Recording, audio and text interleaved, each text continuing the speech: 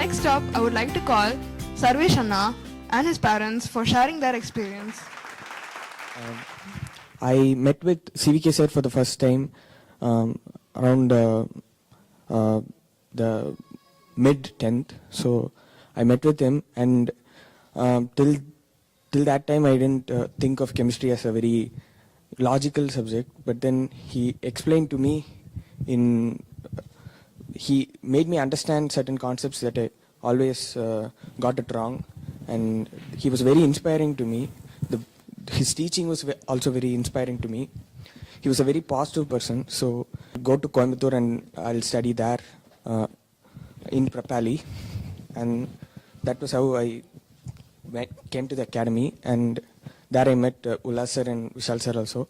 And Ullas sir, I just blindly followed all the things the three sirs told me to do. And Ullas sir, he made me love physics. He was the kind of knowledge he has in the subject. I wanted to have it all that he could teach me. And Vishal sir, his classes were also very fun, and he always engaged with me very much, and he made me understand the concepts.